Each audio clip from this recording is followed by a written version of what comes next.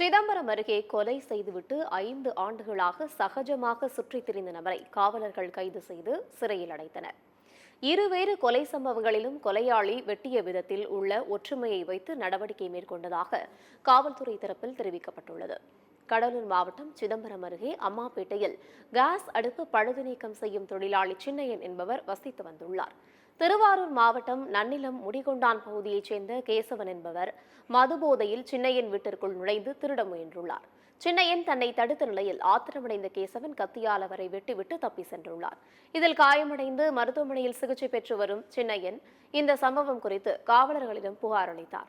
இதன் பேரில் காவலர்கள் கேசவனை கைது செய்து விசாரணை மேற்கொண்டனர். அப்போது சின்னையனை வெட்டிய விதத்தை வைத்து 2020ஆம் ஆண்டு அம்மாப்பேட்டை பகுதியில் நடராஜன் என்பவர் வெட்டி கொலை செய்யப்பட்ட சம்பவத்தில் கேசவனுக்கு தொடர்பு இருப்பது கண்டுபிடிக்கப்பட்டது. மேலும் இந்த கொலையை செய்ததாக கேசவன் ஒப்புக்கொண்ட நிலையில் காவலர்கள் அவரை நீதிமன்றத்தில் ஆஜர்படுத்தி சிறையில் அடைத்தனர்.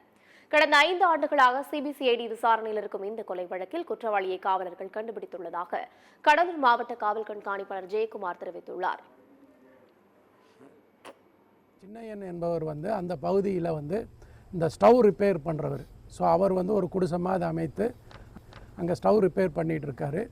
இரவில் இந்த கேசவன் போயிட்டு குடிபோதையில் போய் அவரோட தகராறில் ஈடுபட்டிருக்கிறார். உடனடியாக அங்கேருந்து அருவாளை எடுத்து வெட்டியிருக்கிறார். உடனடியாக அவர் அழைத்து வரப்பட்டு இங்கே காவல் நிலையத்தில் விசாரணை செய்யப்பட்டது. ஸோ அன்றைக்கு இரவு அன்றைக்கி கொலை செய்யப்பட்ட இரவும் பகலில் இருவருக்கும் தகராறு ஆகியிருக்கு. அதனால் அதை மனதில் வைத்து இரவில் இவரை கொலை செய்திருக்கிறார்.